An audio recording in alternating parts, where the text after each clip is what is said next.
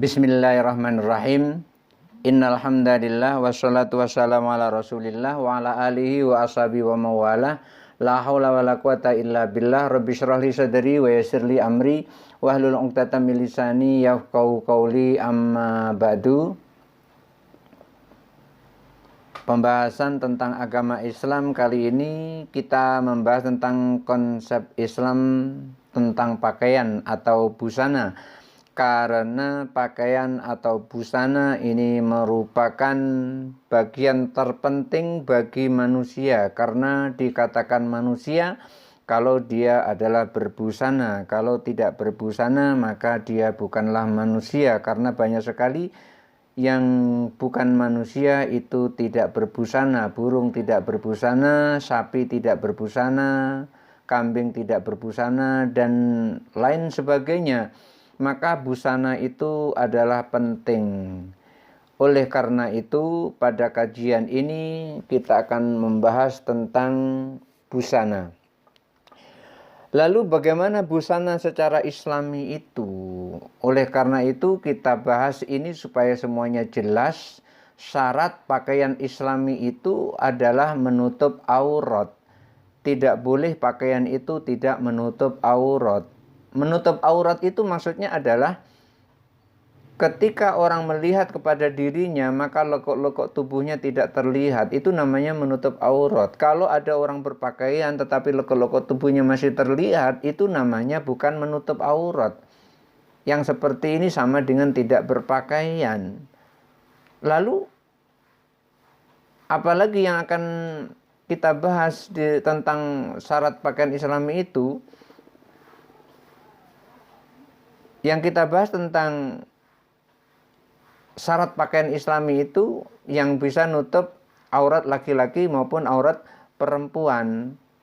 Kemudian setelah itu kita juga akan menjelaskan tentang hukum atau wajib hijab dan cadar. Bagaimana hukum cadar dan bagaimana hukum jilbab. Apakah hukum jilbab itu wajib, hukum cadar itu wajib, atau hukum jilbab itu sunnah, atau hukum cadar itu sunnah, dan seterusnya akan kita bahas di sini. Dalam pembahasan konsep Islam tentang busana mengenai syarat pakaian yang Islami, maka syarat pakaian yang Islami itu adalah menutup aurat. Menutup aurat itu maksudnya adalah dari pandangan orang lain, dan itu hukumnya wajib. Berdasarkan firman Allah Subhanahu wa taala di surah Al-A'raf ayat 28 yang artinya adalah, dan apabila mereka melakukan perbuatan keji, mereka berkata, kami mendapati nenek moyang kami melakukan yang demikian. Ini mereka bersandarkan pada nenek moyangnya yang melakukan seperti itu. Sementara Ibnu Abbas menyebutkan mereka dulu melakukan tawaf mengelilingi Ka'bah dengan telanjang. Dulu mengelilingi Ka'bah melakukan tawaf itu aja telanjang, itu tidak pakai baju. Itu merupakan perbuatan keji. Oleh karena itu Ali radhiyallahu an dalam sebuah riwayatnya beliau menyampaikan, la tubris fahdhaka wala tangdur ila fahdhi hayyin wala mayyitin. Imam Ali menyampaikan, jangan kamu tampakkan pahamu dan jangan melihat paha orang yang masih hidup dan juga paha orang yang sudah mati.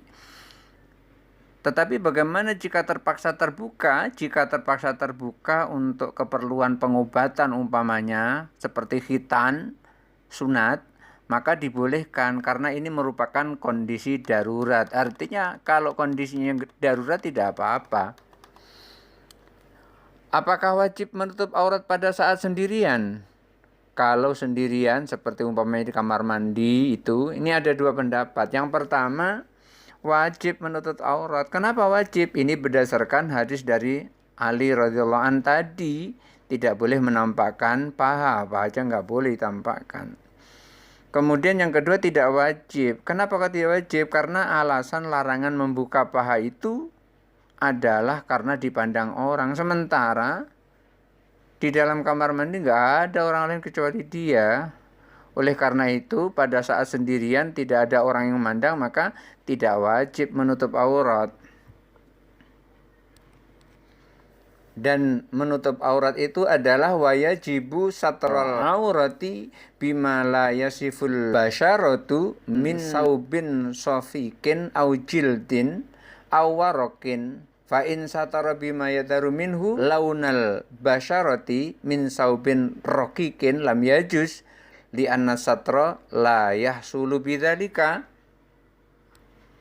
Dalam hal menutup aurat itu diwajibkan menggunakan pakaian yang tidak menggambarkan warna kulit. Artinya kalau berpakaian itu nggak terlihat. Kalau seperti warna kulit ya sama seperti tidak berpakaian. Yaitu pakaian yang tebal, jangan rawang. Pakaian dari kulit umpamanya atau pakaian dari daun. Kalau sekarang kan aneh kalau dari daun. Jika aurat tertutup dengan pakaian yang tipis, maka ini tidak diperbolehkan. Kenapa kok nggak diperbolehkan pakai pakaian yang tipis? Karena kalau pakai pakaian yang tipis itu belum terpenuhi menutup aurat, atau pakaian ketat belum terpenuhi untuk menutup aurat. Karenanya untuk menutup aurat itu adalah lekuk-lekuk tubuh tidak boleh kelihatan. Lalu bagaimana aurat laki-laki dan aurat perempuan itu? Laki-laki itu punya aurat, perempuan juga punya aurat. Laki-laki dan perempuan auratnya itu dilihat daripada saat dia sholat. Maka aurat laki-laki dan perempuan itu adalah aurat pada saat sholat. Baik saat sholat maupun di luar sholat itu sama. Ketika dalam sholat, laki-laki itu wajib menutup aurat untuk menunaikan sholat. Ini berdasarkan hadis yang diriwayatkan oleh Aisyah radhiyallahu an bahwa Nabi SAW telah bersabda, la yakbalullahu sholata haidin illa bi khimarin. Allah tidak menerima salat wanita yang sudah haid kecuali dengan kerudung, artinya menutup aurat pakai jilbab. Jika ada bagian aurat yang terbuka padahal mampu untuk ditutupi, maka batal salatnya, tidak sah salatnya, kecuali kalau tidak mampu menutupi. Umpamanya terbang, diterpa angin, nah seperti itu boleh terbuka karena tidak ada kemampuan, sudah di luar jangkauan.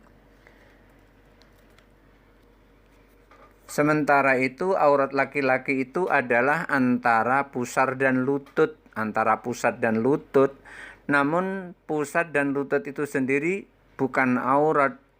Di antara sahabat Imam Syafi'i, artinya ulama yang bermazhab Syafi'iyah, ada yang berpendapat bahwa pusat itu aurat, lutut itu juga aurat. Artinya keduanya merupakan aurat. Ada yang mengatakan hanya antara keduanya. Ada yang mengatakan ya mulai dari pusat sampai ke lutut. Pusat termasuk, lutut termasuk. Namun pendapat yang pertama lebih sahih, yaitu berdasarkan riwayat dari Abu Sa'id. Beliau menyampaikan auratur rajuli ma baina surratihi ila rukbatihi. Aurat laki-laki adalah antara pusarnya sampai lututnya. Kalau antara berarti di situ pusat tidak termasuk, lutut tidak termasuk. Ya antara itulah yang auratnya gitu. Oleh karena itu hududuha binisbati lirrijali, batas aurat laki-laki itu ma baina surrati warrukbati, antara pusat dan lutut. Fayajibu alla yabdu syai'un minhu fis sholati. Karena itu tidak boleh sesuatu yang antara lutut dan pusar itu tampak pada saat sholat. Dan pada saat di luar sholat, aurat di luar sholat bagi laki-laki itu ya sama auratnya saat dia sholat. Sementara itu aurat perempuan di dalam sholat adalah ketika wanita itu adalah wanita merdeka, maka seluruh badannya adalah aurat kecuali wajah dan kedua telapak tangan. Berdasarkan firman Allah Subhanahu wa taala surah An-Nur ayat 31 yang artinya, dan janganlah perempuan-perempuan beriman menampakkan perhiasan mereka, maksudnya adalah aurat mereka, kecuali yang biasa terlihat. Yang biasa terlihat itu apa ya? Muka dan telapak tangan, itu yang biasa terlihat. Ibnu Abbas juga menyampaikan wajahnya dan kedua telapak tangannya. Ini tafsiran dari Ibnu Abbas. Wanita itu seluruhnya adalah aurat kecuali muka dan telapak tangan. Juga karena Nabi SAW melarang wanita al-haram, maksudnya adalah wanita yang berada di wilayah Mekah, mengenakan sarung tangan dan cadar. Tidak boleh pakai sarung tangan, tidak boleh pakai cadar. Itu pernah dilarang oleh Nabi. Seandainya wajah dan telapak tangan adalah merupakan aurat, pasti beliau tidak melarang untuk menutup cadar, untuk menutup tangan. Maksudnya menutup muka dengan cadar, menutup tangan dengan sarung tangan. Juga karena keperluan menuntut diperlihatkan wajah dalam kaitannya jual beli. Kalau jual beli wajahnya nggak terlihat, itu nggak sah jual belinya. Kenapa? Nggak tahu siapa yang menjual. Kalau nanti ada masalah gimana? Dan juga memperlihatkan telapak tangan untuk mengambil dan memberi, maka bagian tubuh tersebut tidak ditetapkan sebagai aurat. Ini untuk jual beli, hati-hati untuk yang jual beli.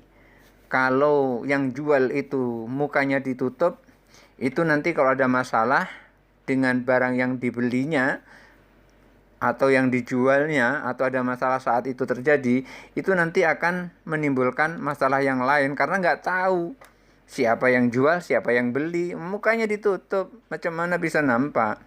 Adapun wanita yang berstatus sebagai budak atau hamba sahaya, ada dua pendapat. Pertama, seluruh badannya adalah aurat kecuali bagian-bagian yang diperiksa dalam transaksi tertentu, yaitu kepala dan lengan, karena itu perlu dibuka.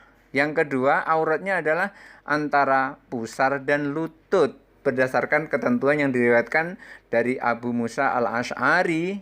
Dia mengatakan di dalam mimbar, ketahuilah bahwa jangan sekali-kali aku mengetahui orang yang hendak membeli budak wanita melihat bagian badan di atas lutut atau di bawah pusar. Tidaklah ada orang yang melakukan itu melainkan aku menghukumnya. Artinya antara pusar dan lutut tidak boleh dilihat. Juga karena orang yang kepalanya bukan aurat, maka dadanya pun bukan aurat seperti laki-laki. Jadi kalau ada yang menghukumi kepalanya bukan aurat, berarti dadanya juga bukan aurat seperti halnya laki-laki. Intinya, batas aurat perempuan itu adalah seluruh badan kecuali muka dan telapak tangan.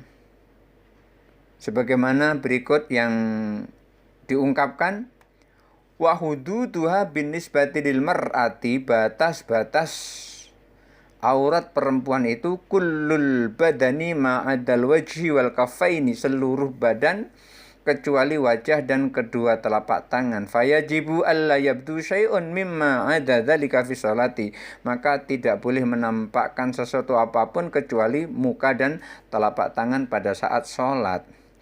Adapun wanita di luar sholat, auratnya sama dengan pada saat sholat, yaitu seluruh tubuh kecuali muka dan telapak tangan. Berikutnya adalah pembahasan tentang hukum berhijab dan hukum cadar. Apa hukumnya seseorang berhijab bagi wanita? Laki-laki nggak boleh berhijab, lucu, jadi bencong. Berhijab bagi wanita hukumnya adalah wajib. Kenapa? Karena wajami'u badanil mar'atil hurrati auratun illa wajhuha wa kaffaiha. seluruh badan perempuan yang merdeka itu adalah aurat kecuali mukanya dan kedua telapak tangannya. Wa hadhihi auratuha fi sholati, ini semua adalah auratnya di dalam salat. Amma kharija sholati fa auratuha jami'u badaniha. Adapun kalau di luar salat ya auratnya seluruh badannya, itu seluruh badannya adalah aurat. Jadi seluruh badan wanita yang merdeka adalah aurat kecuali mukanya dan telapak tangannya, dan ini adalah auratnya pada saat sholat. Adapun auratnya ketika tidak sholat ya sama, seluruh badannya kecuali muka dan telapak tangannya. Lalu bagaimana hukum memakai niqab atau memakai cadar? Dalam hal memakai cadar atau niqab ini, maka cadar memiliki 3 kategori hukum, yaitu wajib, sunnah, dan makruh. Kapan seorang wanita wajib menggunakan niqab? Seorang wanita wajib menggunakan niqab apabila dia berada di tengah-tengah orang banyak dan dikhawatirkan akan menimbulkan kerusakan terhadap pandangan orang, akan menimbulkan syahwat orang yang memandangnya. Pada posisi seperti ini dipandang wajib. Wal mar'atul muntaqabatu illa an takuna fi masjidin wa hunaka ajanibun la yahtarizuna 'anil nadri fa in khifa minan nadri ilaiha ma yajurru ilal fasadi haramun 'alaiha raf'an niqabi. Wanita itu harus pakai niqab kecuali di masjid. Dan di situ banyak orang yang bukan muhrimnya, yang tidak bisa menjaga pandangan. Maka apabila khawatir mereka tidak bisa menjaga pandangan dari wanita dan akan membuat kerusakan, maka hukumnya haram untuk membuka niqab atau membuka cadar.